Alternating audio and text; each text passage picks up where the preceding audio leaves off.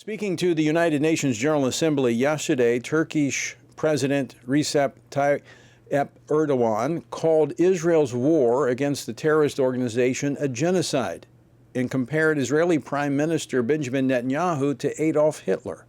70 years ago, just as Hitler was stopped by an alliance of humanity, Netanyahu and his murder network must be stopped by an alliance of humanity. This, quite frankly, is incredible, although it fits a pattern from the Islamist leader of Turkey, who has long supported Hamas and even expressed sympathy for the October 7th terrorist attacks. But Erdogan's position is ripe with both lies and hypocrisy. Not only does his government have a long history of relying on trade with the so-called genocidal state of Israel, but Erdogan himself has consistently denied actual genocides carried out by his own nation of Turkey. Joining me now to discuss this, Dr. A.J. Nolte, chair of the Government Graduate Program and director of the International Development Program at Regent University. He's also the director of the Institute for Israel Studies at Regent University. Dr. Nolte, welcome back to Washington Watch. Tony, thanks for having me. It's great to be here again, and great to be on this, talking about this topic after the launch of our Israel Institute at Regent last week. Am I accurate in saying there's some hypocrisy on behalf of Erdogan? I would say every word in that sentence is accurate, except perhaps the word some. It's incredibly hypocritical for Erdogan to be saying this. Of course, you mentioned in your opening the Armenian genocide, which Turkey has still not recognized. The attempt to ethnically cleanse really all of the Christian minorities from Turkey that's been ongoing since the late stages of the Ottoman Empire up through today, that is still ongoing with the Turkish government. We also talked a little bit as we were prepping for this about what's happening in northeastern Syria, where there was a government or a group of an alliance of militias the U.S. was supporting that actually created a certain amount of stability and religious freedom. And Erdogan, of course, is invading that area and again, trying to drive out the Christians. So, there's been this very consistent pattern of cleansing those who are religiously and ethnically different. Not to mention, of course, the failure to recognize the existence of the Kurds as a separate people. I would pose the question, are you better off as an Arab citizen of Israel or a Kurdish citizen of Turkey? And there's no contest. You're better off as an Arab Israeli. So this is rank hypocrisy on Erdogan's part. I mean, I don't want to mix domestic with foreign policy, but we see the same thing on the left here, projecting what they're doing onto to others. But is there something behind this? Does Erdogan have a bigger agenda that he's working on? Absolutely. So there's both a geopolitical agenda and then also Erdogan's own sense of political legitimacy. So geopolitically, Erdogan sees Turkey as a rising power in the region, and he wants to assert himself. And he wants to assert himself as not a client of Iran, nor as part of sort of the axis, what I would call the axis of stability, or the alliance for stability, which would be the United States, the Gulf countries, and Israel and their allies. But he sees Turkey as a third force, and so he's trying to position himself as a Sunni alternative to the Iranian Islamists. And there's a pretty consistent, that's been a consistent approach of his.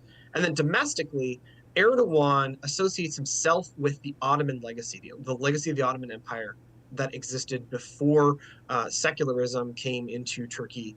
And he associates the failure of the Ottoman Empire as sort of a conspiracy and interest that worked to bring it down.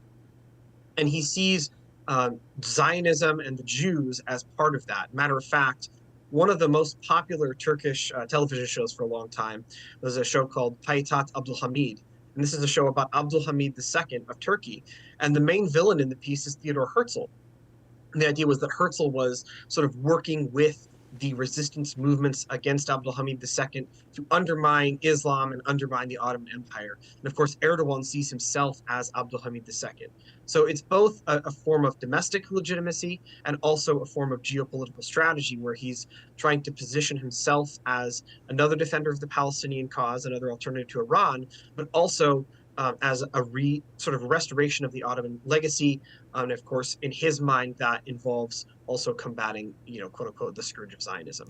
Well, we see in his activities outside the boundaries of Turkey, funding mosque and different activities that would suggest that maybe he's even trying to set up eventually the geographical boundaries of the old Ottoman Empire. Is that a stretch? Yeah, absolutely. No, not at all. Not at all. I think whether he's envisioning direct Turkish rule over those territories, or simply that Turkey will be the hegemon and sort of, Ottoman by proxy, that is absolutely his goal.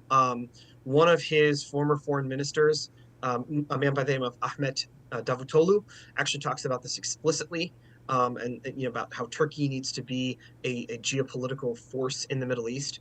And part of this is also a broader tilt. If you remember back when Erdogan was first elected, there were a lot of people that were very optimistic about him. They were hoping that he could be sort of the Muslim equivalent of a Christian Democrat. And he was very much tilting toward Europe. And that was the idea, was that he was going to push for EU accession. I would say that has dramatically changed. And now he's looking at Turkey as more of a Middle Eastern power. And as a Middle Eastern power, that means both disrupting the sort of pro-Western US-led alliance, and also countering Iran, although that's more indirect and more along the lines of we're a Sunni power, they're a Shia power. So, Dr. Nolte, how does that play out in the future as Turkey is a part of NATO? It looks like their objectives will be in conflict with NATO objectives. Well, that is what we used to call before mass inflation, the $64,000 question. On the one, is it better off having NATO or having Turkey inside the NATO tent, or are they more disruptive inside the tent than out? I don't envy our next president having to think about that. But what I will say is this. There are some areas on which it is strategically, Turkey views it as strategically in their interest to cooperate with NATO. They don't necessarily want a more assertive Russian presence, although they will strategically compete with Russia in ways that the two of them competing over resources, they believe, drives out the West. That's kind of what they're doing in Syria.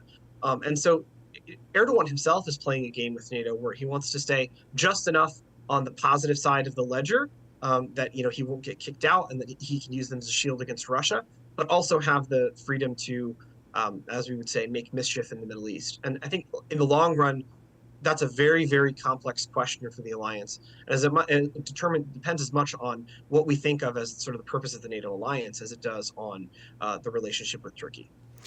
Well, let's look at it through the lens of the relationship with Israel, and where the United States is obviously with Israel and most of the NATO countries. And here you have Erdogan, bashing Israel. In fact, of course, he's not alone. I mean, Israel's like a piñata at the UN Assembly. Everybody's taking their swing at them. But there's some evidence to suggest, and I don't know about Hamas, but I know other Islamic militants around the world are receiving equipment and material from Turkey. At some point, this becomes a direct conflict. Yes, absolutely. And it's a question of how long you can let Turkey play both sides against the middle. I will say Turkey's relationship with Israel is very complicated. They had a reasonably warm relationship in the past, partially because they're both U.S. allies and partially because both of them saw, some of the more Arab nationalist movements as threatening. That being said, the Turkish population, from what I understand and some of the research I've done, is very, very strongly anti-Semitic in a lot of dimensions. And so Erdogan is probably more reflective of the Turkish population's views about Israel than some of the previous governments that had a more positive relationship with Israel. And so I think the Israelis are also trying to figure out how far this is going to go, because on the one hand, there have been a lot of trade ties, there have been a lot of historic ties between Turkey and Israel, and there's a hope to try to maintain that. But on the other hand, you have to look at what's happening right in front of you, and this is certainly not a positive trajectory that Turkey's on from Israel's perspective. So again, very, very complicated situation, and not trending in a positive direction if Erdogan and those who follow his policies are going to be in charge of Turkey. What is driving the anti-Semitism? Is this a religious issue for them with the growing influence of Islam in Turkey? That might be part of it. Certainly, there has been a much, despite the attempts of the aggressively secular governments in Turkey to suppress it. They never really got a handle on Islam. They were never really able to sort of tame it and Turkify it, which is what they tried to do. Religious freedom actually works much better than that type of repression. And sometimes when you repress a religion like that, it can become actually more extreme. I know that you and I have talked about that before. That's part of it. Also, Turkey actually has a real live deep state and has for a long time.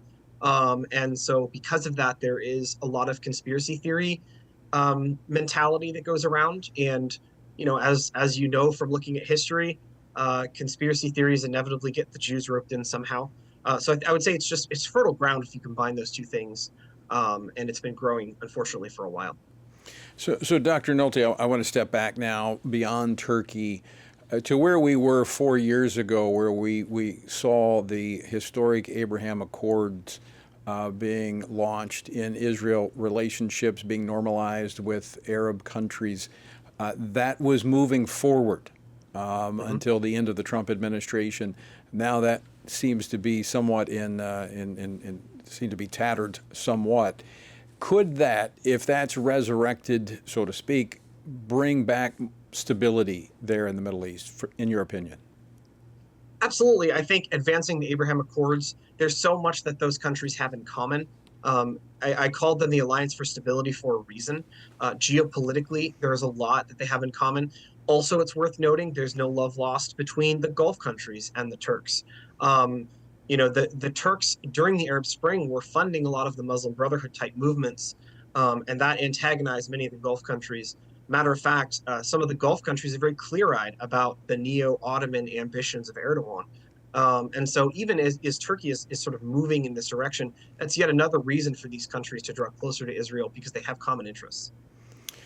Certainly, Iran drives them all together, because that is a big threat to stability in the region. Compare, we just got a couple minutes left, the strength of Erdogan's military, and I know he's verbose, he is boisterous, but does he really have something to back that up? I would say the Turkish military, because of the NATO ties, has a better position than a lot of other militaries in the region. Probably not as good as the IDF. They might have more diverse capacities just because Israel's military is so focused on its own defense, and Israel's a little bit more, Turkey is a little bit more focused beyond that. That being said, one of the things that has happened during the Erdogan regime is a lot of purges of that professional military officer corps, as he's wanting to put his own loyalists in. And so, on paper, it looks very good. In practice, it's a little bit harder to tell. So what should we be keeping our eye on? Keep an eye on what's happening in Turkey. Keep an eye on Erdogan's own position within Turkey. Keep an eye on what the Turks are doing abroad and what alliances they make in the region. Keep an eye on, particularly if we start to see Iran weakened, does Turkey aggressively try to move into the gap and take some of those entities that have been proxies of Iran in the past and bring them into the Turkish orbit? I would say that's pretty likely that if, in fact, Iran's position starts to weaken, Turkey will try to move into the gap there. And then, of course, that question of how the U.S. should respond. Do we want to keep Turkey inside the tent, or are they so hostile now that actually they're moving outside of a country that we can really ally with? That's very interesting. Dr. A.J. Nolte, always great to talk with you. Thanks so much for joining us today. You bet. Thanks for having me.